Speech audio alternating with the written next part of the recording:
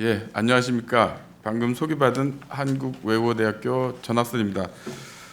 오늘 저희가 진행할 주제는 헌법소원 심판 청구권자 확대 방안 연구입니다.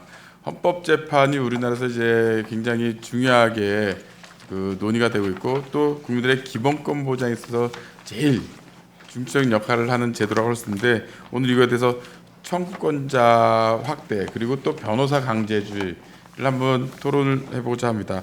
그럼 먼저 발제자와 토론자를 소개해 드리도록 하겠습니다. 발제자는 김상경 교수님이십니다.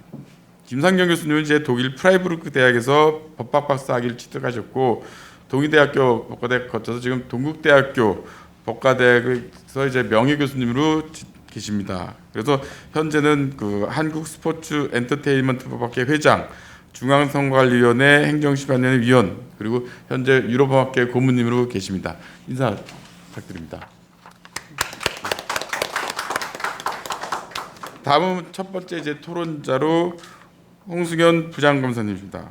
홍승현 부장검사님은 39회 행정고시, 그다음에 43회 사법고시를 합격하시고 고려대학교에서 이제 법학박사 학위도 취득하셨습니다. 그리고 전 공정거래위원회 그리고 또 법무부인 광장 공정거래팀 변호사를 거쳐서 현재는 부천지청 부장검사로 재직 중이십니다. 인사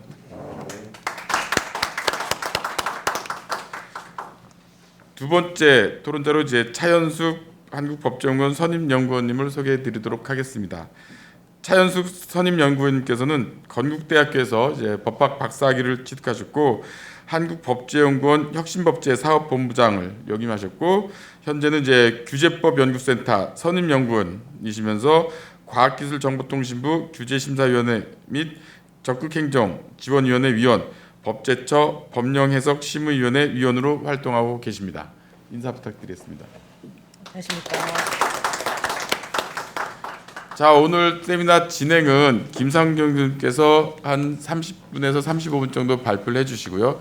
그다음에 홍승현 부장검사님께서 먼저 그에 대해서 토론을 해주시고, 그다음에 그에 대해서 답이 있으면 해주시고, 그다음에 차현숙 선임연구위원님께서 토론을 해주시고, 그다음에 플로어에서 이제 또 질의 있으시면 질의를 받은 다음에 또 종합적으로 김상경 교수님께서 답변을 해주시면 될 것 같습니다. 이런 식으로 오늘 세미나를 진행을 하고 그럼 김상경 교수님께 발표를 부탁드리도록 하겠습니다. 네, 안녕하십니까. 김상경입니다. 예, 제가 오늘 발제를 맡은 주제는 헌법소원 심판 청구권자 확대 방안 연구입니다. 잘 아시는 것처럼 헌법소원 심판은 사실은 기본권 공권력의 행사나 불행사로 인해 가지고 기본권을 침해당한 국민이 헌법재판소에 기본권 구제를 위해서 심판을 청구하는 제도입니다. 이제 이 제도가 도입된 것은 잘 아시겠지만은 1987년 우리가 제9차 개정 헌법 때 헌법재판 제도를 도입하면서 그때 처음 도입된 건 아니고요. 사실 제2공화국 헌법에서 도입이 됐었지만 실제로 헌법재판소가 설립되지 않아서 무산됐었고요. 이 제6공화국 헌법인 9차 개정 헌법에 처음 이제 도입이 됐는데 그때는 이 기본권 구제 절차로서 일종의 어떤 특별한 제도로서 헌법소원 심판이 제도가 도입이 됐습니다. 이게 사실 이 헌법소원 심판 가지고 학계에서는 한동안 이게 기본권적인 성격을 갖는 재판 청구권의 일종이냐 아니면은 제도냐 하는 거 가지고 논쟁을 벌였습니다만은 사실은 이 제도의 원래 출발점은 독일 법제에서부터 우리가 출발하고 있기 때문에 이것을 우리가 재판 청구권이 규정되어 있음에도 불구하고 다시 또 이걸 기본권으로서 볼 것이냐 하는 문제를 가지고 논란이 있었습니다만 현재는 뭐 그 논란의 어떤 결정보다는 헌법소원 심판 자체가 기본권을 구제하는 특별 절차로서 그냥 그러한 어떤 제도적 성격을 가지고 있다 이렇게 이제 보는 게 다수의 의견인 것 같습니다. 우리나라 헌법 제111조 1항 제5호를 보면요, 규정을 보면은 헌법재판소의 관장 사항으로서 법률이 정하는 헌법소원 심판이라고 그래서 헌법소원 심판을 헌법에서 어떤 내용으로 구체화해서 이것을 헌법 소원 심판으로 규정한 것이 아니라 법률에 위임을 해놨습니다. 그래서 법률에 따라서 헌법 소원 심판이 구체화되는데요. 예, 헌법재판소법 68조 1항을 보시면은 이제 헌법 소원 심판에 대한 그 권리가 침해됐을 때 헌법 소원 심판하고, 그 다음에 이제 그 재판의 계류 중에 그 관련 적용 대상 법률에 대한 헌법 소원 심판, 이 두 가지 유형으로 헌법 소원 심판을 헌법재판소법에 규정을 하고 있고요. 그리고 이제 그 우리나라 헌법 소원 심판의 특징은 뭐냐면은 사실은 이게 기본권을 구제하는데 예외적이고 특별한 절차임에도 불구하고 법원의 재판을 제외하도록 되어 있습니다. 이게 사실 좀 어떻게 보면은 이 헌법재판제도가 재도입될 때 그 대법원과의 그 관계에서 역학 관계에서 나타난 문제점 때문에 그렇다고도 볼 수 있는데요.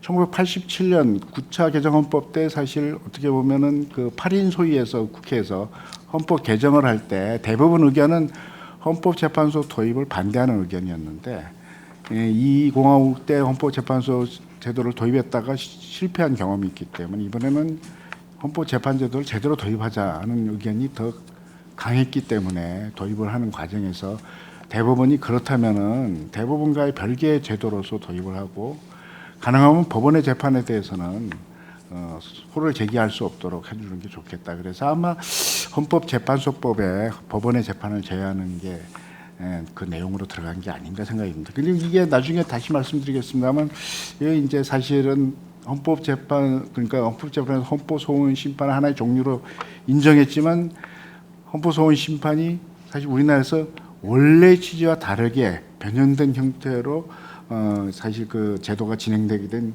원인 중에 하나가 아니었나 그런 생각이 들고요.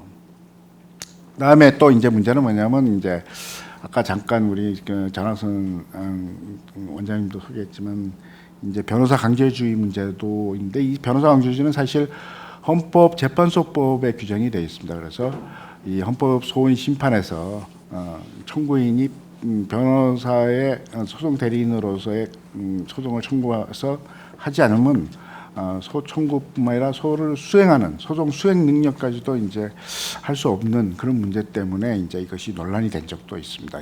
현재는 뭐 헌법재판소에서 계속 합헌 결정을 내리고 있습니다만, 어찌됐건 이 헌법 소원 심판의 기능 자체는 주관적인 권리를 구제한다는 기능과 함께 기본권이라는 게 헌법의 질서의 가장 중요한 그 부분이기 때문에 결국은 객관적인 헌법 질서를 유지하고 보호하는 그런 기능도 함께 가지고 있다는 점에서 헌법 소원 심판에 있어서 이 소를 청구할 수 있는 이 청구인의 범위를 확대하는 게 기본권 최대 보장을 추구하고 있는 법치국가 원리에 부합되는 것이 아니냐, 그런 관점에서 이제 그 논의를 한번 해보도록 하겠습니다.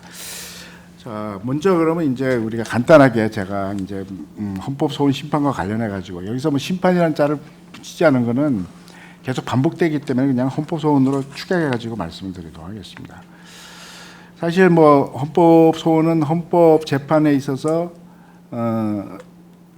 좀 특수한 제도라고 볼 수 있는 게, 이 헌법 재판이라는 게 자체가 원래 출발점은 이 국가의 최고 기관들이 분쟁이 벌어지면 이것을 평화롭게 해결할 수 있는 방법이 무언가를 가지고 시작을 한 게 바로 헌법 재판 제도라고 볼 수 있는데요.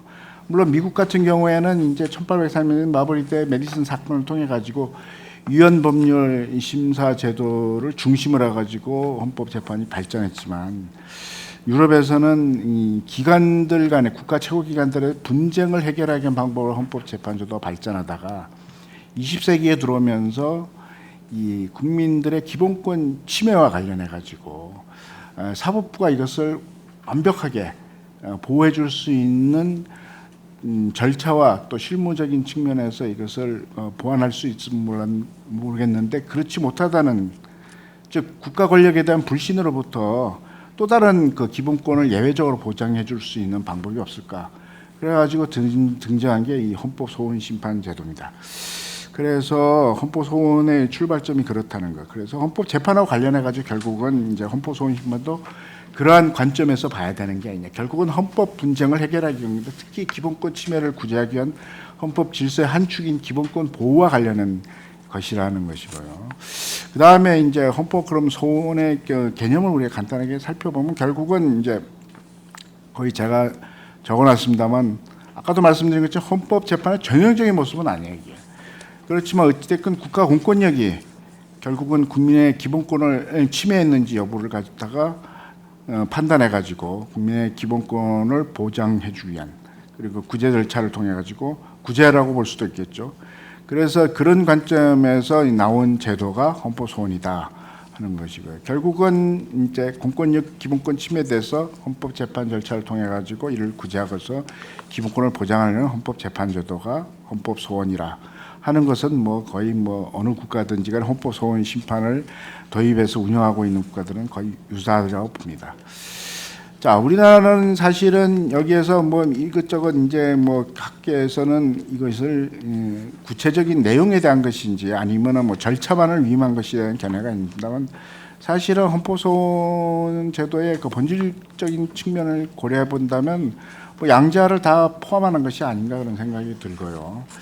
절차와 관련해서 사실 어떻게 보면은 이게 결국은 이제 우리 헌법의 어떤 입헌주의적인 요소 그리고 법치국가 원리에 따른 그러한 어떤 관점에서 이 권리 보호라는 것을 더 특별하게 더 강조한다는 의미에서 의미가 있다고 생각이 듭니다. 그래서 사실 헌법 소원에 대한 학계 아까 말씀드렸던 이게 어떤 기본권 보장을 위한 기본권으로 봐야 되는지 아니면 기본권 보장을 위한 특별한 예외적인 제도로 봐야 되는지에 대한 논의는 뭐 현재도 계속 진행형입니다만은 오늘날에는 사실 우리나라는 아까도 말씀드린 대로 재판 청구권이란 기본권 보장을 위한 기본권이 규정되어 있기 때문에 이것은 어떤 예외적이고 특별한 제도로서의 어떤 성격을 가지고 있는 게 아닌가 그렇게 보고 있습니다. 그래서 이 헌법소원 기능을 관점에서 우리가 좀 더 구체적으로 헌법소원을 보게 된다면은 결국은 사실은 헌법재판이 헌법의 규범력을 어떻게 보면 관철시킴으로 해서 결국 그 실효성을 담보하겠다는 건데요. 그게 바로 헌법을 보호하는 기능이라고 봤을 때 입법, 행정, 사법의 모든 국가 작용이 사실은 자체적으로 서로 견제와 균형의 논리에 따라 작동이 되고 있습니다만 이러한 헌법 재판을 통해서 국가 권력을 보다 이제 기본권 중심적으로 권력 통제 기능을 초점을 맞추면서 결국 국민 주권 원리에 따른 국가 권력의 어떤 절차적 정당성, 그러니까 결국 국가 공동체의 어떤 그 핵심은 주권자인 전체 국민에 있다는 것을 확인시켜 주는 거라고 볼 수 있는 거죠. 그래서 헌법재판소가 가지는 것은 헌법 질서를 보호 유지하고 하는 기능도 중요하지만 또 국민 개개인의 어떤 기본권을 갖다가 보호하는 기능도 이에 못지않게 중요하다 하는 것을 들 수 있고요. 그런 관점에서 봤을 때 결국은 이제 헌법이 가지고 있는 최고 규범성에 초점을 맞춰서 국가 공권력이 헌법 우회 원칙을 준수해야 된다는 것, 그리고 그걸 통해서 기본권에 대한 기속력을 이제 확인하는 것이 이 헌법소원 심판이 아닌가 그런 생각을 듭니다. 물론 이제 당연히 기본권이 헌법의 한 부분으로서 가장 핵심적인 위치를 가지고 있다는 점에서 볼 때 기본권 보호의 기능은 바로 그 헌법 질서를 보호하는 기능과 연결되어 있다고 볼 수 있고요. 그렇다면 이제 헌법 소원 제도는 다른 헌법 재판 제도보다도 오히려 국민의 개개인의 기본권 보장의 기능과 함께 객관적인 헌법 질서를 보호하는 기능을 가지고 있다. 이게 이제 우리가 보통 볼 수 있는 거고요. 그다음에 헌법재판소 같은 경우에도 사실은 그 헌법소원 심판에서 이 변호인 조력권에 대한 국민의 기본권과 관련해 가지고 이제 이런 얘기도 합니다. 헌법소원의 대상이던 침해행위가 이미 종료된 경우 이를 취소할 여지가 없어서 헌법소원이 주관적 권리 구제에 별 도움이 안 되는 경우라 하더라도 이런 침해행위가 반복될 위험이나 당해 분쟁의 해결이 헌법 질서 수호 유지에 기요한 사항이 되면은 그 해명이 중요하다.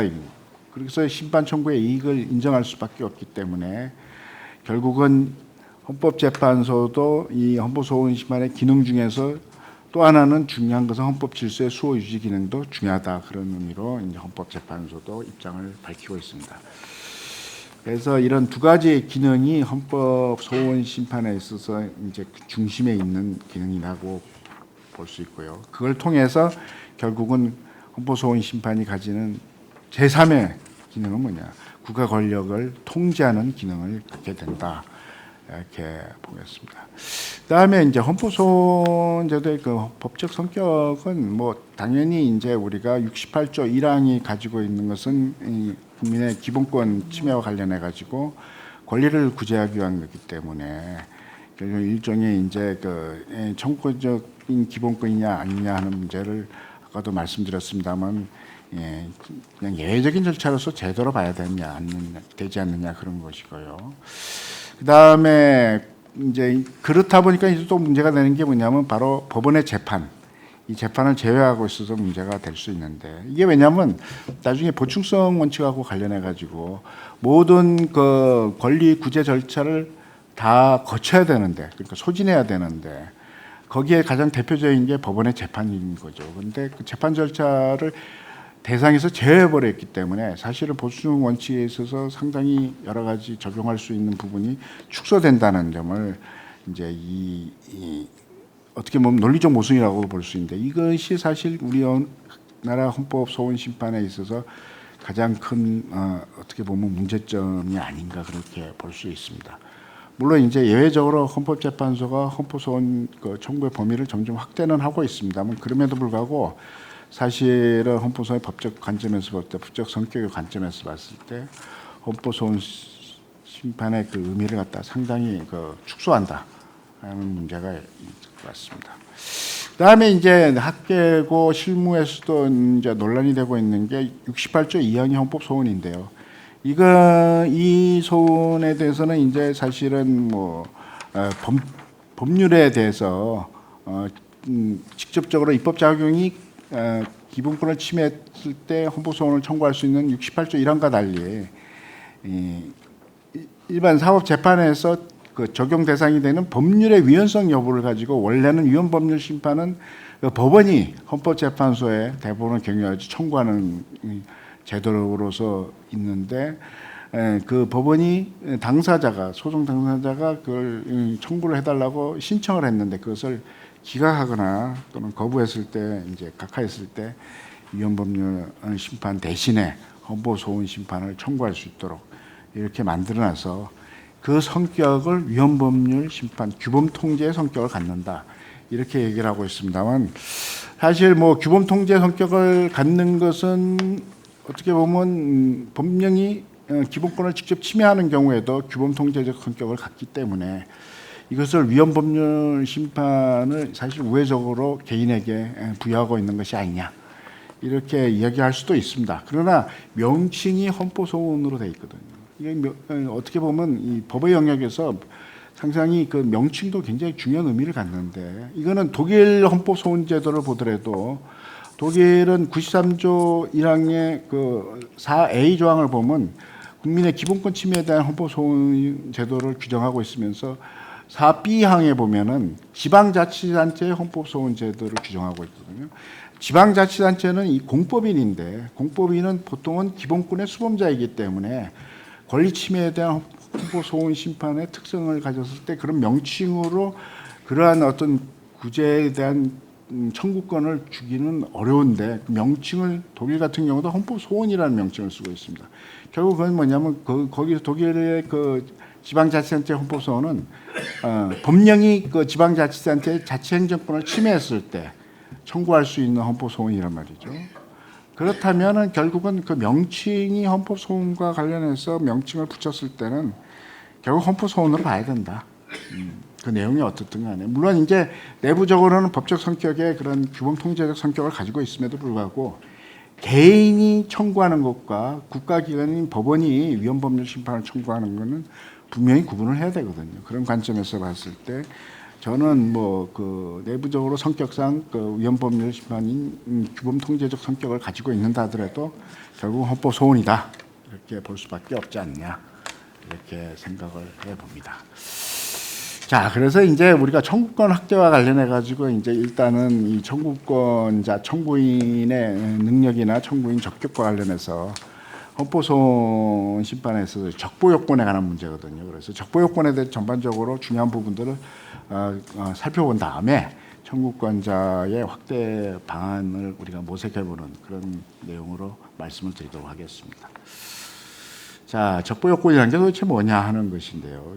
이게 사실은 우리가 이제 보통 소송을 하게 되면 헌법재판에서 적보 요건을 먼저 심사하고 그 다음에 그것을 이제 충족하면은 본안 판단을 하도록 하는 사실 어떻게 보면 이 재판에 있어서 판결을 이원화해가지고 구분을 해가지고 이렇게 근데 먼저 요건이 충족되는지 여부를 보고 요건이 충족되면 본안 심사를 통해 가지고 결정을 그런 형태로 하고 있습니다. 이거는 사실 우리나라가 독자적으로 만든 건 아니고요. 1924년 독일의 그 민사소송에서 만들어진 유형의 판결문 형태 그 재판 절차에서 판결문 형태 요건 심사 방법이거든요. 그래서 그게 이제 독일에서도 헌법 재판에서 적용이 되고 그런 것들이 이제 나머지 독일에부터 법을 개수한 국가들에도 영향을 미쳐가지고 아마 우리나라도 그래서 이렇게 구분을 한 게 아닌가 하는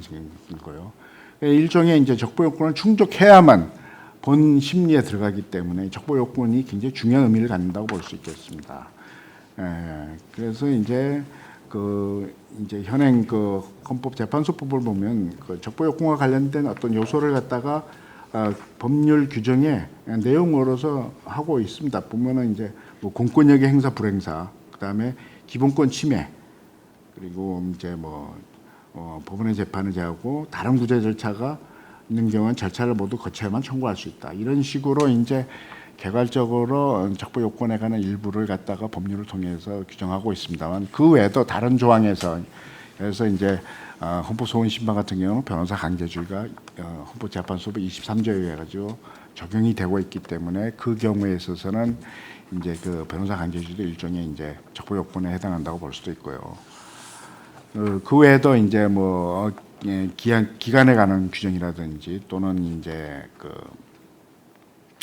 보충성 원칙에 관한 거라든지 이런 것들이 다 이제 적보 요건을 구성하게 되는데 이러한 적보 요건들은 소송마다 다르기 때문에 헌법 소원 심판에서 이제 1항의 소위 말하는 권리 침해에 대해서 헌법 소원을 청구하는 경우와 그 다음에 이제 2항의 법령에 그러니까 이제 대해서 그러니까 그 규범 통제적인 성격을 가지고 있는 헌법 소원을 청구하는 경우는 조금씩 차이는 있습니다만은 대부분 이제 법이 규정하고 있는 것 외에 실무상 이제 발견한 적보 요건들을 이렇게 구성해 가지고 체계를 구축하고 있다 이렇게 보겠습니다. 그래서 헌법소원 심판에서도 마찬가지로 이제 변환 심리를 하기 전에는 법이 정하고 있는 청구 요건인 적보 요건을 충족해야 되고요.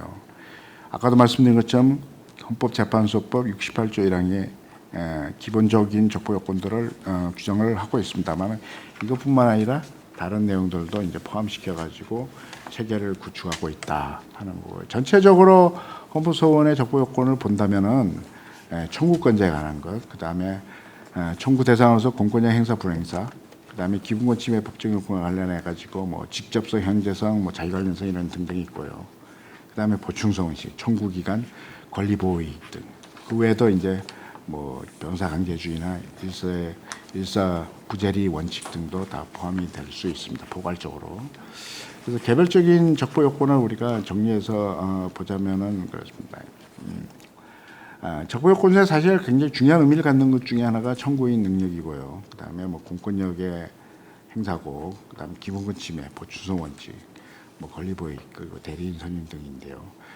개략적으로 보면 헌법 소원의 청구인이라는 것은 결국 뭐냐면 이제 이게 민사소송에서는 당사자와 관련해 가지고인데 당사자로서 헌법 소원 심판에서는 이제 청구인과 피청구인이 있을 수 있습니다만 피청구인 같은 경우 법령을 대상으로 할 때는 피청구인을 특정할 수가 없기 때문에 그리고 법령이 직접 기본권을 침해한다 하더라도 입법 작용하는 입법권을 대상으로 할 수 없고 그 법령 자체를 대상으로 하기 때문에 청구인으로 피청구인이 될 수가 없다는 점이고요.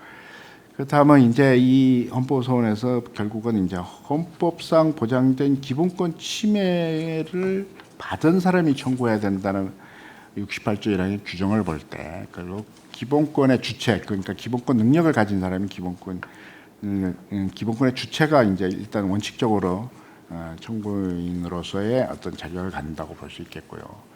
그리고 그런 것을 이제 우리가 청구인 능력이라고 보통은 이야기를 합니다. 그래서 기본권 능력을 가진다고 해서 청구인 능력을 갖느냐는 약간 일치되는 부합되지 않는 부분이 있습니다만 어찌됐건 양자가 헌법 소원 심판에서는 결부돼 있다는 것만은 부인할 수 없는 사실인 거죠. 그래서 헌법 소원에서 기본권 주체가 이제 청구인이 될 수 있다는 점에서 보면 당연히 우리나라 같은 경우에 이제 국민인 자연인이 국민은 기본권의 주체고요.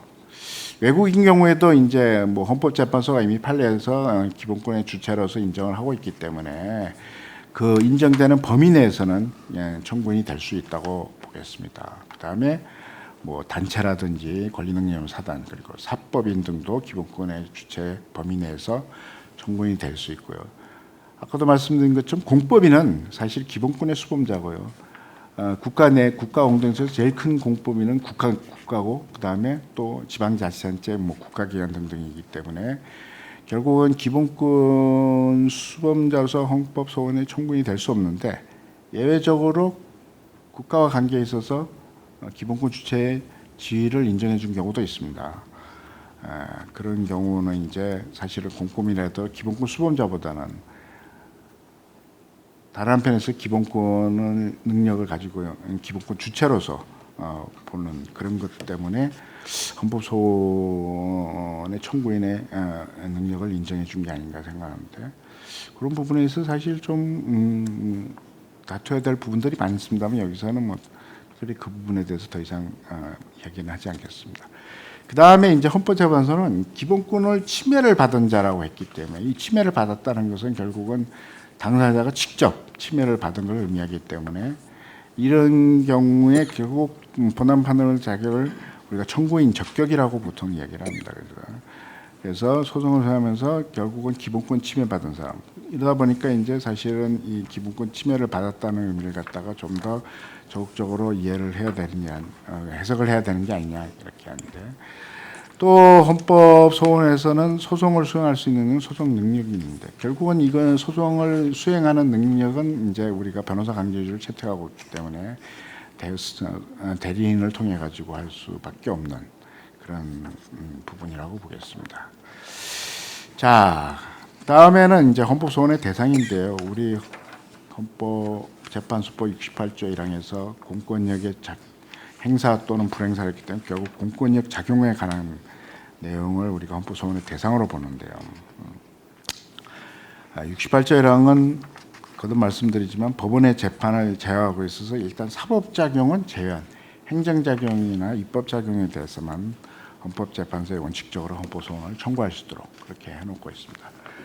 그래서 사실은 뭐 법원의 재판에 대해서 헌법재판소의 결정을 수용하지 않은 법원의 재판에 대해서는 이게 정당한 사법작용이 아니기 때문에 이런 경우는 헌법소원의 심판의 대상이 된다고 얘기한 건 변론으로 치더라고. 또 그 법 규정에 사실은 공권력의 행사 불행사를 했기 때문에 그 공권력에는 입법, 사법, 행정이 다 들어간다고 볼 수 있습니다만 그리고 또 거기에는 이제 국가의 공공 단체들도 다 포함될 수 있다고 볼 수 있기 때문에 이러한 공권력의 작용으로 인해 기본권이 침해됐을 때 그것을 예외적으로 그 구제를 받을 수 있는 그런 제도로서 이제 권리구제형 헌법소원 제도를 얘기를 할 수 있습니다.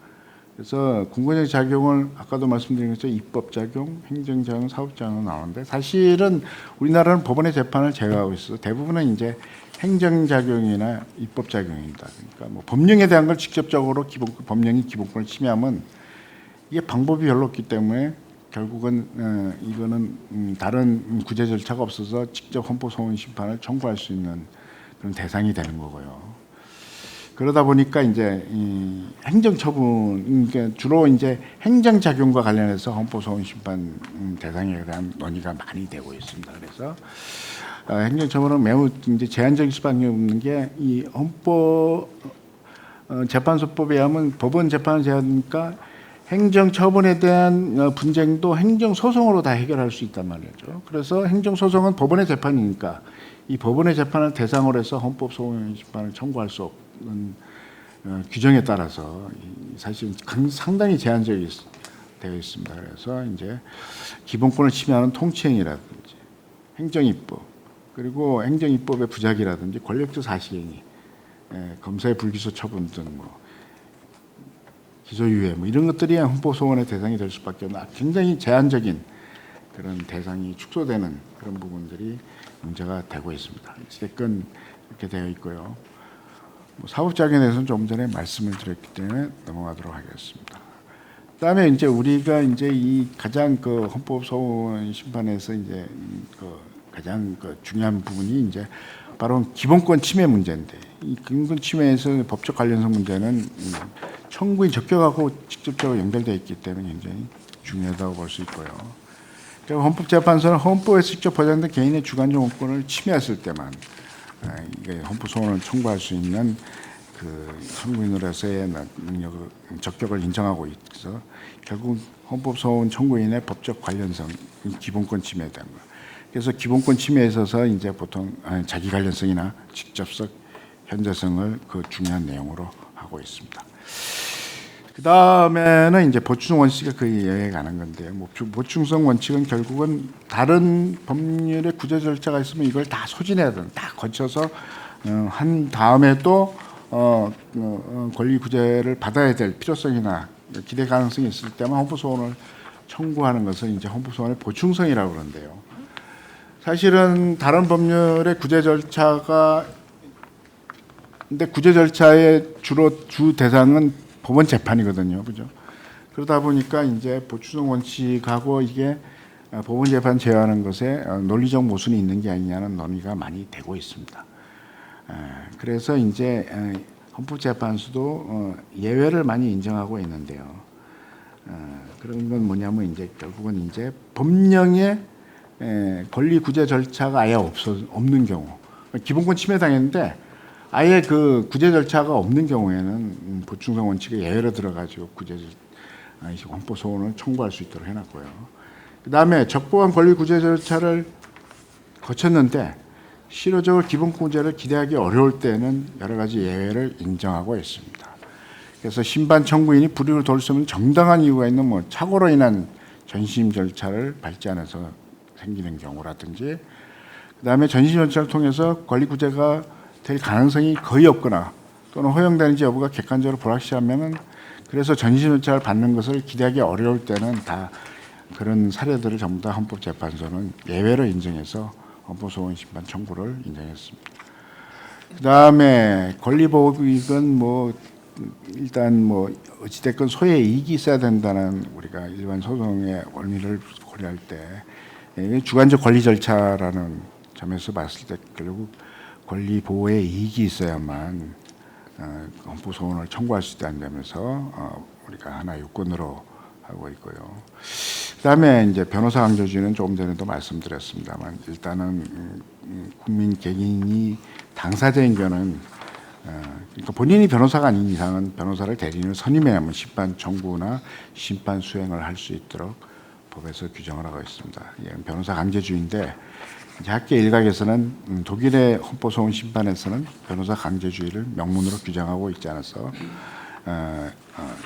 이런 것들이 오히려 헌법소원 심판을 청구하는데 상당히 어떻게 보면 제약을 초래하는 게 아니냐. 독일 같은 경우는 이제 변론 심리 때 변론인 경우에만 이제 법학 교수라든지 법률 전문가 또는 변호사를 대리인으로 해가지고 변론을 진행하도록 돼 있어서 당사자가 변론을 포기하면 뭐 변호사를 소송 대리인으로 선정하지 않고도 소송을 진행할 수 있도록 그렇게 해놨습니다만 우리나라는 명문으로 헌법재판소법 25조 3항에 규정을 해놔서 명문 규정이 있는 한은 이것을 이제 어떻게 보면은 해석상으로는 실무상으로 이 부분을 갖다 축소하거나 또는 확대하기가 쉽지 않을 거라고 봅니다. 축소하는 거죠. 확대는 뭐 아닐 것 같고요. 그래서 결국은 이제 헌법재판소도 이 변호사 강제주의에 대해서 뭐 분업화의 도입이라든지 뭐 소송의 효율성 이런 현실적인 문제 그리고 뭐 사실 뭐 그다음에 여러 가지 요소를 들으면서 공공복리에 오히려 기하는 것이 아니냐. 그리고 만약에 선임할 어떤 정계적 능력이 없을 때는 국선 대리인 제도라는 별도의 조치가 있기 때문에 오히려 이 변호사행정을 위헌이라고 볼 수 없다. 이렇게 하고 있습니다. 자, 그러면 이제 사실 어떻게 보면 이번 발표에서 가장 핵심적이라는 건 헌법소원의 청구인 확대 문제인데요. 청구권자 확대와 관련해 가지고 얘기를 간단하게 해보겠습니다. 자, 소송에 있어서는 결국은 이제 당사자가 자기 이름으로 재판을 청구하는 경우를 이제 보통 이제 그 청구하는 청구인 그리고 상대방에 대해서는 이제 피청구인이라고 이렇게 얘기하는데 이 양자를 당사자라고 얘기를 하고 있거든요. 헌법소원심판은 아까도 말씀드린 것처럼 이제 우리가 주관적인 소송의 요소를 가지고 있기 때문에 이제 그 처분하는 기간에 대해서 피청구인으로서의 어떤 그 당사자 능력을 가지는 것으로 보고 있습니다만, 그러나 이제 법령에 대해서 할 때는 법령 자체가 어떻게 보면 객관성을 띠고 있는 규범이기 때문에 이런 경우에는 이제 피청구인이 있을 수가 없는 거죠. 그래서 실무에서나 또는 이제 형식에서도 청구서에 법령에 대한 헌법소원심판에서는 피청구인을 기재하지 않도록 해놓고 있습니다. 자, 그런데 이제 문제는 이제 이러한 청구인으로서 대상과 관련해서 이제 당사자 지위와 권리는 한번 읽어보시기 바라고요. 예, 가장 이제 중요한 것은 청구권자의 범위를 확대하는 문제와 관련해 가지고 결국 우리가 이제 접근할 수 있는 부분은 결국 그렇습니다. 이제 그 헌법 소원 제도가 도입된 취지가 뭐냐는 거죠. 사실은 이미 그 재판 청구권을 통해서 우리가 국민이 기본권을 침해당했을 때는 거기에 대해서 사법부가 사법작용을 통해 가지고 구제 절차를 밟을 수 있도록 해놨음에도 불구하고 헌법재판에서 기본권을 구제하기 위해서 특별하게 예외적인 제도로서 헌법소원심판을 도입한 이유가 뭐냐 하는 우리가 이제 이런 입법 취지에 대해서 결국은 고려해 볼 수밖에 없는데요. 그리고 이제 이것은 결국 국가 공권력에 대한 어떻게 보면은 이제 작용에 대한 어떤 법치 국가적 원리 관점에서 다시 구제를 위한 하나의 그 예외적인 방법을 강구해서 기본권 최대 보장이라는 법치 국가의 목표를 실현하자 이런 관점에서 먼저 봐야 되는 게 아닌가 하는 생각이 들고요. 이렇게 헌법 소원 심판 제도를 도입한 국가들의 대부분은 헌법 정책적인 결정이라고 볼 수 있습니다. 왜냐하면 독일 같은 경우에도 1951년 연방 헌법 재판소법에는 헌법 소원 심판을 도입해 가지고 운영하고 있었는데 독일 헌법인 기본법에는 헌법 소원 심판 규정이 없었거든요. 그러다가 1970년대 와 가지고 19차 헌법 개정 때 기본법에 그 헌법 소원 심판의 헌법적 근거를 마련했습니다. 그 이유는 뭐냐면 결국 헌법 재판의 궁극적인 목적은 국민의 기본권을 최대한 보장해 주자. 그게 어떠한 상황에 걸려서도 결국은 기본권을 최대한 보장해 주기 위해서는 결국 공권력으로 인해서 침해를 받은 국민들의 권리를 어떤 식으로 효율적으로 보호해 주는 것이 필요한가. 거기에 초점을 맞췄기 때문이 아닌가 생각이 들고요. 결국은 그것이 궁극적으로 나가서는 헌법 질서를 수호하고 유지하는 데 중요한 수단이 된다. 결국은 기본권을 최대한 보장하는 것은 헌법 질서의 수호다. 이렇게 이제 연결된다고 볼 수 있는 거고요. 또 우리 헌법 10조를 보면 국가에게 기본권 보장 의무를 규정을 하고 있는데 사실은 뭐 선언적 규정이다 또는 뭐 기본권 규정을 통해서 실질적인 규범력을 위한 규정이다. 여러 가지 견해가 있습니다만은 어찌됐건 명문 헌법에 국가가 국민의 기본권을 보장해야 될 의무를 부과하고 있기 때문에 결국 국가 권력의 기본권 지속성이라는 관점에서 봤을 때는 우리가 헌법 소원 심판이 최대한 보장될 수 있도록 해야 되지 않을까. 그렇다면 결국은 헌법 소원 심판에 있어서 제일 중요한 것은 기본권 침해와 관련해서 청구인들의 그 범위를 확대한다는 것이 필요하다 이렇게 생각이 들고요. 그러니까 사실 어떻게 보면 이거는 제가 조금 생각하면서 했는데 이거는 변호사 강제주의의 부분도 물론 간접적으로 연결이 될 수도 있습니다만은 직접적으로는 결국은 청구인이 자신들이 그 청구하고자 하는 영역에 있어서 전문적인 식견을 뭔가 뒷받침해 줄 수 있는 전문가들의 조력을 통해 가지고 청구권자의 범위를 확대하는 방안은 이제 뭐 헌법재판소는 사실 판례를 통해서 공동 참가나 이런 것을 부정하고 주로 이해관계인이라는 제도를 통해 가지고 이해관계인에 관한 것은 헌법재판소법 25조에 있습니다만은 주로 의견 진술이라든지 이해관계인의 의견 진술이나 뭐 의견 제출 또는 변론에 참가 정도로 허용함으로 해서 어떻게 보면 청구인을 확대하는 것에 대해서는 굉장히 소극적인 입장을 취하고 있습니다. 그러나 그보다는 오히려 적극적으로 적부 요건을 해석해가지고 이 전문 영역에 있어서 전문가들을 활용함으로 해서 헌법소원의 원래 취지인 기본권 구제를 적극적으로 할 수 있는 방안으로 좀 나가야 되지 않을까. 그래서 주관적 권리 구제라는 어떤 기능을 최대한 확대하는 것이 필요하지 않을까 생각이 듭니다. 그래서 이제 개선 방안으로 정리를 하자면 사실 제일 바람직한 것은 헌법재판소법을 개정하는 겁니다. 개정해가지고 아예 제3자 소송이라든지 공동 참가에 관한 범위를 확대하는 명문 규정을 두면 청구인 범위를 청구권자 범위를 확대하는데 가장 직접적으로 그 대안이 될 수 있지만은 그게 잘 안 될 가능성도 있습니다. 그래서 헌법재판소가 좀 더 적극적으로 헌법소원의 취지를 살려가지고 청구인 범위를 고려하는 것이 필요하지 않을까 생각이 들고요. 그다음에 이제 변호사 강제주의는 이게 사실 변호사와 밀접한 관련인데 그 예를 들어서 변리사에는 이제 소송 대리에 등 일정 부분은 이제 그 결국은 입법을 통해서 쟁취했습니다만은 다른 전문 자격사 영역에서는 사실 굉장히 힘들 거라고 보여집니다. 보여짐인데 그럼에도 불구하고 이제 독일의 예를 들면 원래 헌법소원 심판을 도입해가지고 적극적으로 활용하고 있는 독일의 예를 비춰봤을 때 결국은 우리가 법치국가 원리를 적극적으로 헌법의 규범령을 통해서 실현한다는 관점에서 봤을 때는 변호사 강제주의도 좀 완화하는 게 필요하지 않을까 생각이 들고요. 그 부분에 있어서는 오히려 전면 자격사들하고 협력을 해가지고 서로 오히려 그 소송 대리권을 행사하는 것이 또 실질적인 어떤 관점에서 효율성을 꾀할 수 있는 게 아닌가 그런 생각이 듭니다. 그래서 궁극적으로 앞으로 헌법소원 제도를 좀 더 활성화시키기 위해서는 청구인의 범위를 확대하는 방안은 좀 적극적으로 학계나 실무에서 고려해야 될 필요가 있다. 그렇게 생각하고 제 발표를 마치도록 하겠습니다. 경청해 주셔서 감사합니다. 예, 수고하셨습니다.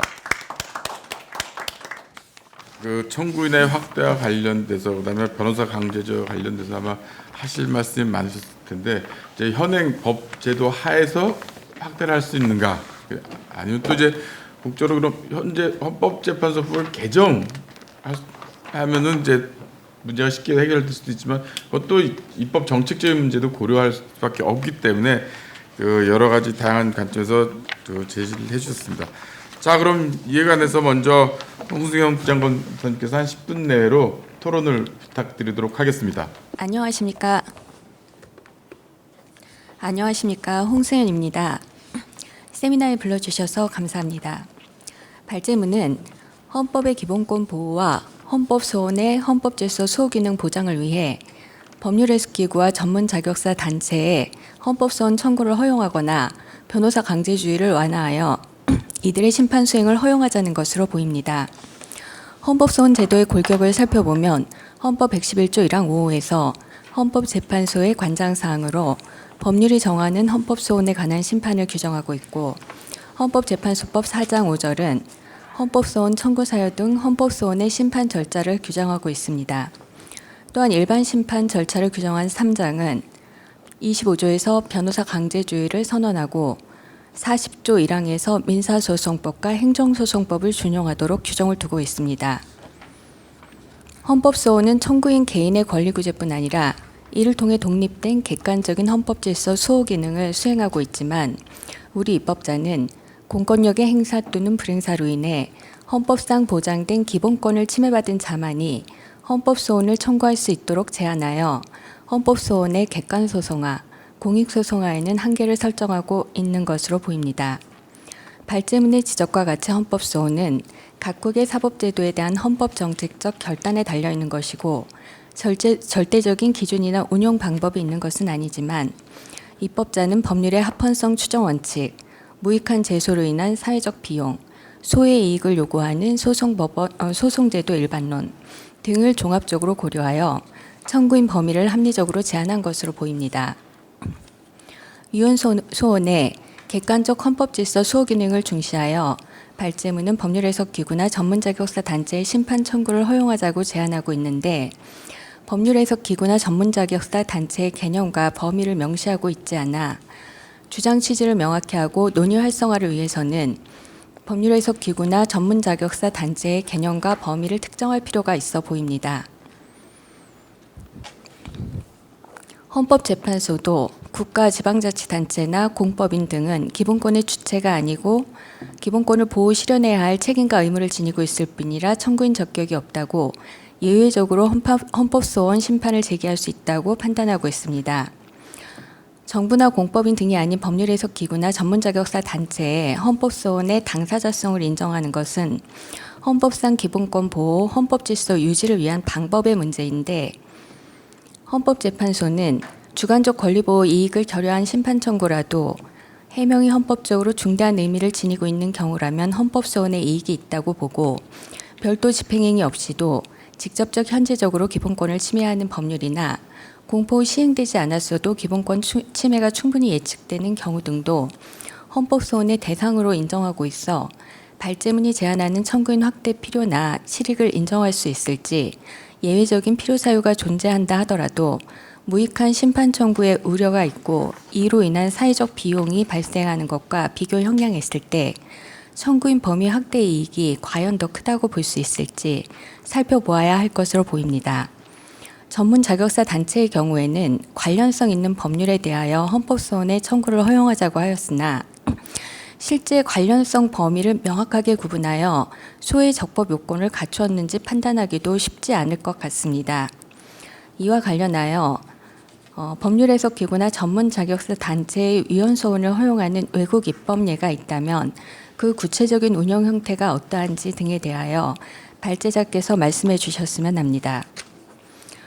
헌법재판소법은 변호사를 대리인으로 선임하여 심판 청구 및 심판 수행할 것을 적법 요건으로 요구하고 있습니다. 이와 관련하여 변호사 강제주의가 재판 청구권, 평등권을 부당하게 제약한다는 헌법 소원이 제기되기도 하였으나 헌법재판소는 기본권의 실질적 보장, 재판 심리의 부당 경감과 효율화 필요성 등 공공복리 기여도가 변호인 선임 비용을 지출하지 않는 이익보다 크고 무자력자를 위한 국선 변호인 제도도 별도로 마련되어 있다는 등의 이유로 합헌 결정을 하였는데, 헌재의 합헌 결정 논리는 변호사 강제주의를 채택한 사유를 설명해주는 측면이 있습니다. 따라서 수정과 변경을 하려면 그 구체적 논거를 제시하고 실증적 검토를 선행하여 변경을 통해 달성할 수 있는 공익이 현행 제도를 유지하였을 경우보다 크다는 것을 적절하게 제시해 주어야 할 것 같습니다.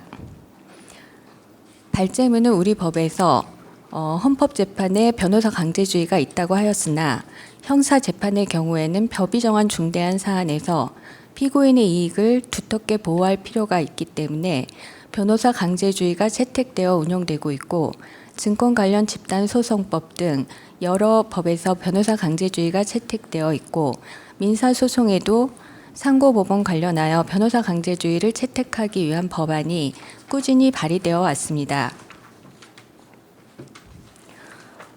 변호사 강제주의는 당사자 보호의 필요성이 큰 경우 직접 소송 수행을 금지하고 법률 전문가의 조력을 받도록 마련된 제도이고, 헌법소원은 기본권 보호의 최후 보루라는 점에서 여타 재판 절차보다 청구인의 이익을 더욱 두텁게 보호할 필요가 있지 않을까 싶습니다.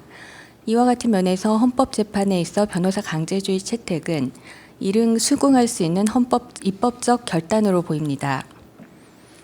변호사 강제주의는 결국 당사자의 직접 심판 수행을 허용할 것인지와 관련된 문제이지만, 법률 해석 기구나 전문 자격사 단체에 헌법재판 수행을 허용할 것인지는 이들에게 헌법재판에서 변호사의 역할을 맡길 것인지, 즉 변호사 이외의 전문 자격사 단체의 법정 직무 범위에 헌법재판 심판 수행을 추가할 것인지의 문제여서 논의선상이 다소 다른 것으로 보입니다. 헌법재판은 민사재판 등과 달리 헌법 정신에 따른 추상적 개념을 각종 개별 법규에 적용하여 그 법규의 위헌 여부를 살피고 공권력의 행사 불행사의 위헌 여부와 소송물이 본안 심리를 받을 수 있는 적법 요건을 갖추고 있는지도 살펴 소송 절차에 적절히 대응할 수 있는 보다 고도의 법률 지식이 요구되는 것 같습니다. 따라서 전문 자격사 단체나 법률 해석 기구는 현 시점에서 소송 수행을 위한 전문적 교육을 받고 자격 시험을 통과한 것은 아니라 헌법 소송을 수행할 대리권을 부여한다는 것이 이와 같은 전문 자격사 제도의 취지에 맞는지 다소 의문이 들고 청구인의 기본권 보호에 바람직하지 않은 결과가 발생할 우려도 있지 않을까 싶습니다. 결국 변호사 이외의 전문 자격사 단체나 법률 해석 기구에 기본권 보호의 최후 보루라는 특수성이 있고 심판 수행에 고도의 헌법, 법률, 속무 지식이 두루 요구되는 헌법 재판을 수행할 대리권을 부여해야 할 이론적 근거나 실증적 필요가 충분한지 잘 살펴보아 헌법 재판의 대리권 확대 논의는 신중하게 생각해 볼 문제로 보입니다. 이상 마치겠습니다. 감사합니다. 예, 홍수현 부장선생님 감사합니다.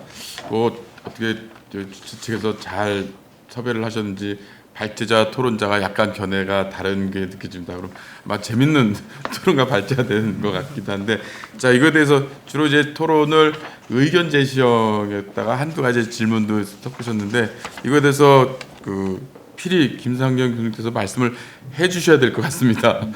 답변 부탁드리도록 하겠습니다. 예, 사실 이제 말씀하신 것처럼 법률 해석 기구라든지 전문 자격사의 위원소를 하는 외국 입법례가 있느냐? 그 입법례는 헌법소원 심판을 도입하고 있는 국가들이 다 유형이 틀리기 때문에 사실은 일괄적으로 이야기를 말씀드리기가 어려운 게 오스트리아 같은 경우에는 헌법소원 심판이 주로 행정처분에만 대상을 해가지고 하고 있고요. 독일은 포괄적으로 굉장히 하고 있습니다. 독일은 뭐 법원의 재판을 중심으로 해서 원래 헌법소원 심판이 그 제도가 도입이 됐기 때문에 다른 국가 적용은 다른 그 소송을 통해 가지고 규범 통제라든지 기간 쟁송이라든지 또는 연방 국가이기 때문에 연방 분쟁 사건이라든지 또는 연방과 주의 사건 같은 경우는 다른 법률 소송 종류가 있어서 거기에 해당하는 경우인데 국민의 기본권 침해와 관련한 헌법소원 심판 같은 경우에 있어서는 아마 독일 같은 경우에는 아까도 말씀드렸지만 그 소송의 당사자 범위를 갖다가 우리나라처럼 제한하지 않고 있어서 상당 부분의 이제 전문가들이 하는 공동 참여 이런 것들에 대해서 소송 실무에서는 허용하고 있는데 제가 지금 그 부분에 대해서 연방헌법재판소의 판례를 제가 정확하게 기억을 못하고 있어서 말씀드리기는 어렵습니다만은 그렇고 우리나라 같은 경우는 이제 제3자 소송이 명문 규정이 없는 한은 허용하지 않습니다. 그래서 이 전문가 집단에 의해서 헌법소원 심판에 있던 청구인의 영역에 들어오기 위해서는 공동 참가 제도라든지 이런 것들이 좀 더 명문화돼서 도입이 되면 좋겠는데 실제로 안 그럴 것 같고요. 아까도 말씀드렸지만 이 우리나라 지금 헌법재판소 실무를 보면은 주로 이해관계인 제도를 활용해서 의견 진술이라든지 전문가들 집단에 대해서 특히 이제 소송의 종류에 따라 조금씩 차이는 있습니다만은 그렇게 하고 있는데 사실은 이해관계인의 의견 진술이라든지 변론에 나와서 진술하는 거라든지 이런 것들을 고려했을 때 전문 직역에 예를 들어서 이제 세법과 관련된 분쟁에 있어서는 당연히 이제 법리적인 부분들은 변호사들이 소송 대리인으로서 역할을 수행하지만 또 한편에 있어서는 그걸 보완하기 위해서 세무 전문가들이라든지 세무사라든지 또는 이제 뭐 노무 관련해서 노동법 분쟁의 경우에 있어서는 노무사들의 어떤 그 보조 역할을 위한 그 소송에 참가라든지 이런 것들을 좀 더 적극적으로 활용하면 사실은 뭐 청구인과 관련해 가지고 우리가 여러 가지 지금 나오고 있는 문제들의 어느 정도 그 어떤 보면은 해결할 수 있는 방안 중에 하나가 될 수 있지 않을까 하는 생각도 들어서 말씀을 드린 거고요. 저는 사실 뭐 개인적으로 여기도 변호사 강제주의에 대해서 이걸 무조건 부정적으로 보지는 않습니다. 어찌됐건 뭐 소송 절차라는 것은 법률 전문가들이 거기에 참여함으로 해서 좀 더 적극적으로 효율성을 꾀할 수 있고, 또 사실은 우리가 변호사 제도라는 이 전문 자격사 제도를 만든 이유도 송무를 위해서 사실 그 국민들이 절차라든지 또 법률 전문 지식이 부족한 상황에 대해서 그것을 뒷받침해 줄 수 있도록 만든 영역이기 때문에, 그런 전문 영역이기 때문에 거기에 대해서 우리가 뭐 이 강제주의 자체를 원천적으로 부정한다고 해서 해결될 문제는 아니고, 어차피 변호사들이 소송에 참여를 해야 되는 것은 저는 뭐 그 자체의 원칙은 부정할 수 없다고 보지만, 다만 이것을 통해 가지고 소송을 해야 될 소송 당사자들이 아무리 우리가 국선 변호인 제도를 활용한다 하더라도 그것을 직접적으로 어떤 그 도움을 받을 수 있는 데는 한계가 있지 않을까, 그런 생각이 든 겁니다. 이게 뭐 직역 문제가 아니라 사실 어떻게 보면 오늘날 같이 전문화되는 시대 변화에 따라서 각 분야별로 전문가들이 소송에 참여할 수 있다는 것은 좀 더 국민의 기본권 보장과 관련해 가지고 적극적으로 국가가 취해야 될 태도가 아닌가, 그런 생각이 들어서 제가 주장을 한 거고요. 그런 관점에서 봤을 때 좀 더 이것을 해결하는데 어떻게 보면은 실질적인 거는 결국은 헌법재판소법을 개정하면 되지 않냐, 그렇게 안을 냈던 겁니다. 그래서 소송 수행의 전문성을 지지하는, 소송을 수행하라는 게 아니라 소송의 대상이 되는 그 적용 대상과 관련해 가지고 전문적인 의견을 제시함으로 해서 그 국민들의 어떤 그 청구인으로서의 어떤 적격, 그러니까 능력을 갖다가 보완해 주는 의미로 봐야 되는 게 아니냐. 그러므로 해서 그 분야에 있어서의 어떤 분쟁을 좀 더 체계화시키고 정리해 가지고 오히려 그것이 헌법재판의 발전에도 기여할 수 있는 게 아닌가, 그런 생각에서 말씀드린 겁니다. 답변이 됐는지 모르겠습니다. 예, 감사합니다. 이거에 대한 답변은 오늘 밤새 토론을 해도 이게 정답이 나올 수는 없는 거라고 생각됩니다. 저 홍승영 검사님께서는 아시겠지만 다음 또 토론하셔야 될 분들 계시니까 다음으로 넘어가도록 하겠습니다. 자, 다음은 차현숙 선 연구위원께서 토론을 해주시겠습니다. 부탁드리도록 하겠습니다. 안녕하십니까. 방금 소개받은 한국법제연구원의 차현숙이라고 합니다. 오늘 이런 자리에 불러주셔서 감사하고요. 좀 깊이 있는 발표를 또 통해서 많이 배울 수 있게 발표해 주신 김상경 교수님께도 감사의 말씀을 드립니다.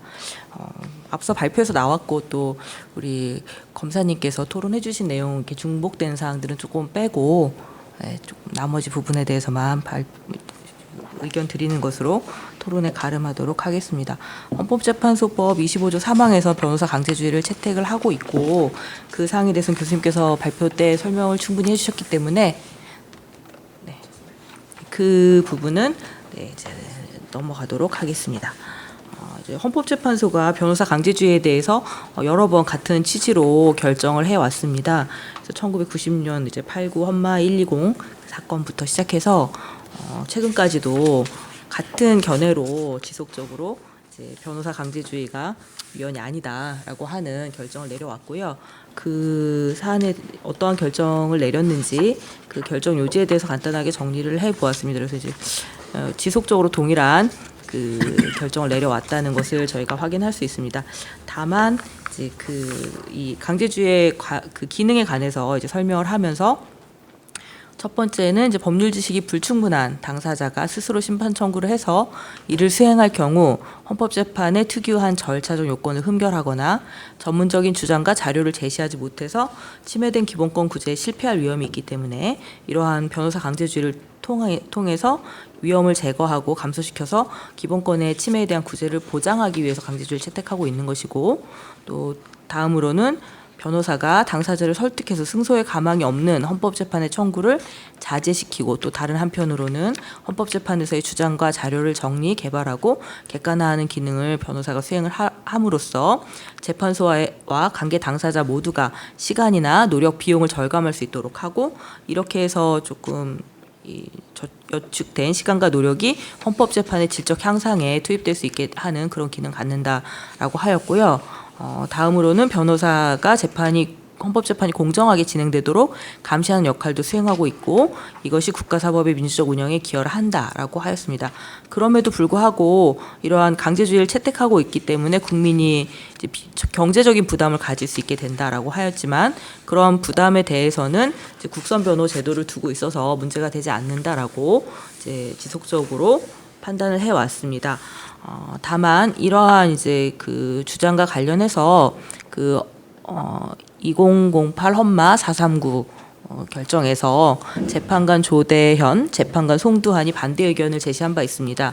헌법소원 심판이 공권력의 행사로부터 국민의 기본권이 침해된 경우에 이를 구제하는 최후적인 절차이면서 객관적 헌법 질서를 수호하고 유지하기 위한 절차이고 일반 소송과 달리 원칙적으로 헌법 재판이 이제 서면 심리에 의하고 예외적으로 필요하다고 인정하는 경우에만 구두 변론을 하고 있고 직권 심리주의를 취하고 있기 때문에 변호사 강제주의라는 엄격한 제소 요건을 유지하는 것이 헌법소원 심판의 본질과 심리 방법의 특수성에 비추어 적정하지 않다라고 보이므로 재판 청구권을 제한하는 목적의 정당성이나 수단의 적합성이 의문스럽다라고 하는 의견을 제시한 바 있습니다. 그리고 청구인의 능력과 사건의 특수성을 심리하여 예외적으로 변호사 선임 명령을 하거나 심리에 특별히 장애가 되지 않는다고 판단될 경우에는 변호사 자격 유무에 구애받지 않고 대리인 자격을 인정받을 수 있도록 하는 방법이 가능할 수 있다라고 하였고요.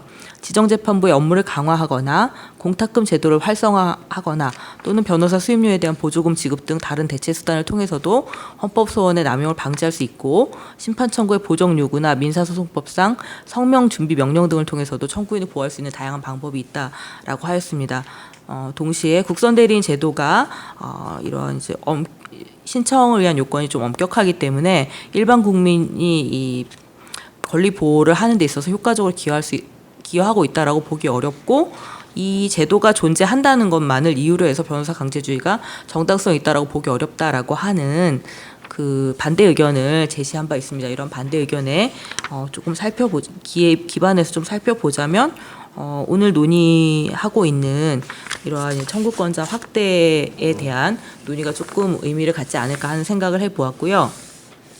그럼 이제 어떤 분야에 대해서 할 것인가에 대해서 이제 교수님께서 발표해 주셨던 전문 자격사 등을 이제 대리인으로 참가할 수 있도록 하는 필요성을 검토할 수 있을 것 같고 그렇게 검토를 해서 좀 확대를 한다면 국민의 기본권 보장에 좀 보다 기여할 수 있을 것으로 보여집니다.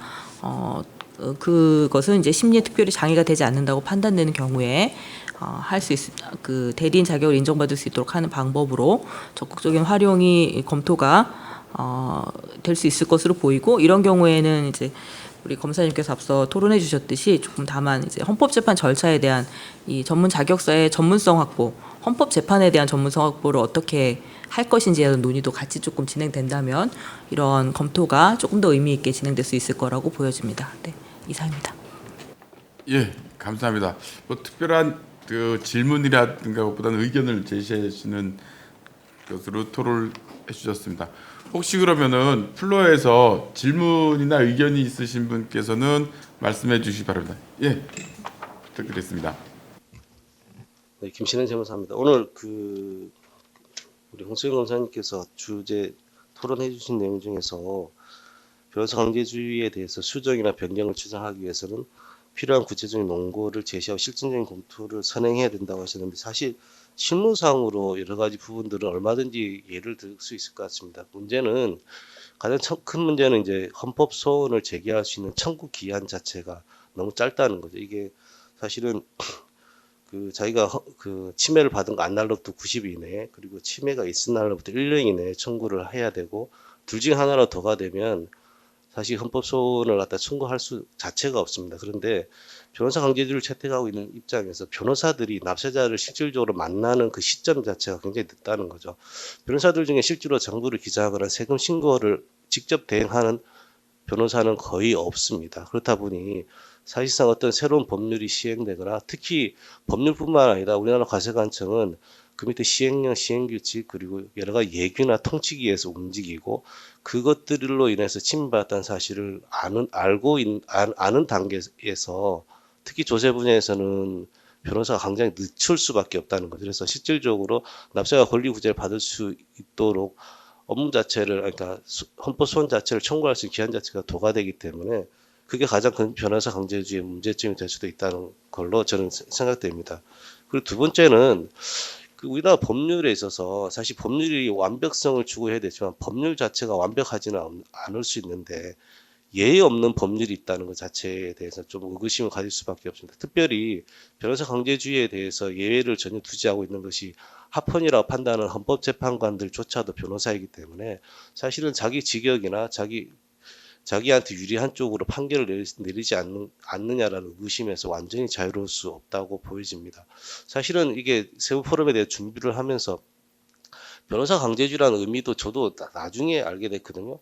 아니 당사자가 직접 소송을 못 한다는 것이 그게 맞느냐라고 그 말이 그 뜻이야라고 이렇게 질문을 해오는 분들이 상당히 많았었거든요. 그래서 사실 국민들 대다수가 이 부분에 대해 잘 모르고 있는 부분이고 특히 납세 순응도 면에서는 우리나라 국민들이 굉장히 좀 좋은 편이라서 이 법률에 있어서 법을 해석하고 집행하는 세무 공무원들 입장에서 기준이 되는 특히나 지금 현재 그 우리 아무리 법이 잘못됐어도 국회에서 바꿀 수 있는 법이 있고 시행령이나 시행규칙 같은 거 어차피 국회에서 바꾸지 못합니다. 각 우리 행정기관에서 만든 법률이고 특히나 지금 현재 법률상에 문제되는 것이 과거에는 뭐 위헌 소송에서 법률이 뭐 포괄 위임이라든지 이런 거 해서 많이 이렇게 문제가 됐었지만 지금 워낙 법을 정교하게 잘 만들기 때문에 법률 자체가 위헌의 소지가 있는 것은 거의 없다고 봐야 됩니다. 하지만 실제 집행하는 단계에서 예규라든지 통칙 같은 것들이 그 법률이 의미하는 것과 굉장히 다른 부분들이 많은데 이걸 실질적으로 실무적으로 다루고 있지 않는 변호사들이 얼마나 잘 알고 전문성 있게 할 수 있는지에 대해서는 사실 의문을 제기할 수밖에 없을 것 같습니다. 특히나 아니 지금 사실은 헌법이 위반되느냐 안 되느냐 부분을 변호사만 할 수 있게 되어서 오늘 발제를 봤을 때 헌법 교수인 분들도 아니 헌법에 대해 제일 잘 알 것 같은데 그분들도 변호사가 아니라서 못한다라고 하는 아무런 예의도 없는 어떤 변호사 강제주의가 과연 타당한 것인지에 대해서는 한번 좀 질문을 해봐야 될 것 같습니다. 특히나 사회가 다변화되고 점점 더 전문화되고 특수화되는 부분에 있어서 너무 직역 이기주의에 사로잡혀서 법률이 강제되고 있는지 아닌가에 대해서는 확실히 좀 객관적으로 판단을 해야 되지 않을까라는 개인적 의견을 가지고 있습니다. 이상입니다. 예, 자 감사합니다. 의견을 아마 제시해 주셨던 것 같습니다. 또 다른 의견이나 질문 있으신 분 계신가요? 자 없으시면 김성규 교수님 뭐 한 말씀 더 하실 거 있으시면은 하시고요. 아니면 홍 부장님 홍 부장님께서 한번 토론자로 오셨는데 거의 이제 발제작급으로 답변을 하셔야 될 것 같습니다. 예.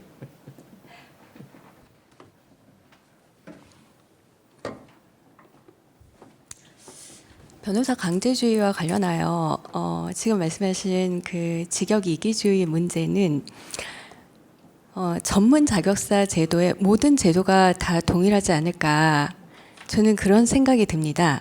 그럼에도 불구하고 우리 입법자는 전문 자격사의 각 분야 전문 자격사가 자격사만이 할 수 있는 영역을 분명히 제한을 하고 있고 또 그와 관련된 시험과 교육 과정을 거치도록 되어 있습니다. 만약에 이제 뭐 헌법소원의 기본권 보호 기능이라든가 그런 부분에만 초점을 맞추어서 무한정 확대를 할 경우에 그로 인한 이익과 폐해를 비교해 봤을 때 그 이상 되는 공익이 존재해야 된다라는 것은 분명한 것 같습니다.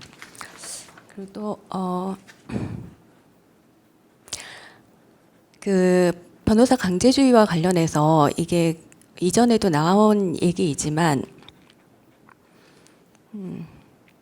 변호사 강제주의가 위헌이 아니냐 재판 절차 재판 청구권과 평등권 침해다라는 그 헌법 소원에서도 전문적인 영역에 대해서는 이제 그 전문 분야에 예를 들어 변리사라든가 세무사라든가 그런 부분 그런 이제 자격을 가지고 계신 분들이 충분히 의견 진술이라든가 보완을 통해서 실체에 대한 이제 그 의견을 개진하고 보충할 수 있는 그런 또 길이 열려 있기 때문에 충분히 이제 그 변호사 강제주의가 유지가 돼도 큰 문제가 없지 않나. 그게 논거 중에 하나였던 것 같습니다.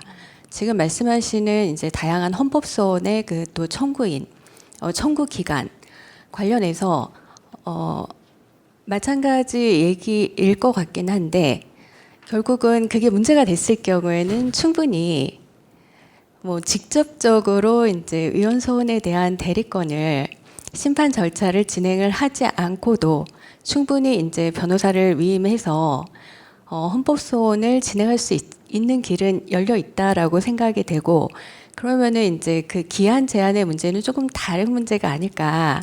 그 부분에 대한 문제 제기는 조금 이제 그 헌법 소원을 너무 제한적으로 기간이라든가 그런 이제 그 청구권자에 대한 범위 제한을 좀 풀어줄 필요가 있지 않냐 그런 의견으로 저는 좀 이해가 됩니다.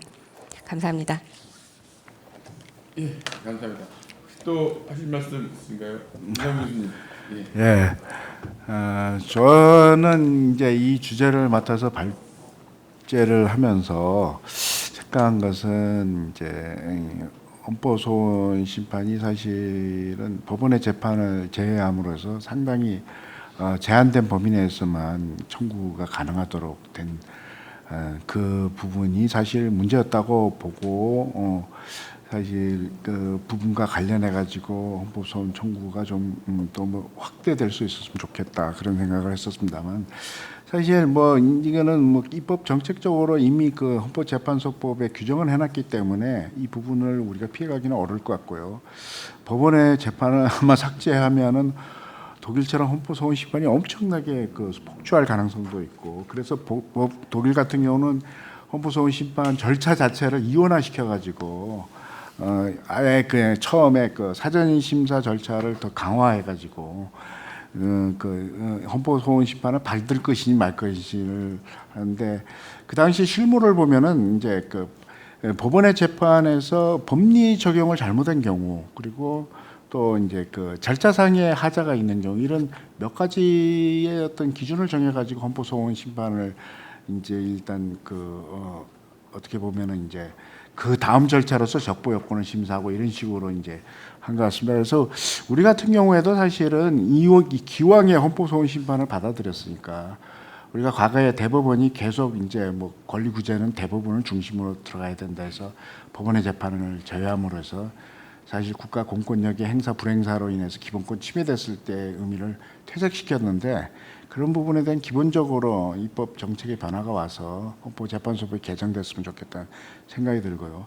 두 번째는 이 헌법소원 심판을 청구하는 국민들이 사실 어떻게 보면 무분별하게 청구하는 것을 막기 위한 방법으로 뭐 소송 대리인으로서 변호사 강제주의를 도입하는 것에 대해서 저는 뭐 반대는 하지 않습니다. 왜냐하면 송무를 담당하는 변호사의 업무 중에 핵심적인 것이 바로 이 소송 대리인의 역할이니까. 그러나 이제 소송 절차를 진행하는 문제와 별개로 소송 대상인 그 세부적인 내용, 그러니까 뭐 세무 분야 또는 노무 분야 이렇게 됐을 때는 그 분야의 전문 자격사들의 어떤 참가를 통해 가지고 국민들이 헌법소원을 청구할 때 좀 더 실질적으로 과연 이것이 문제가 됨으로 해서 권리 구제를 받을 수 있는 어떤 가능성에 대한 그 확률을 높이는 의미에 있어서는 전문가들의 참여가 굉장히 도움이 되는 것이 아니냐. 그리고 오히려 그것이 헌법재판의 발전과 그다음에 소송의 어떤 진행의 효율성을 꾀할 수 있는 부분이 아닌가. 그런 관점에서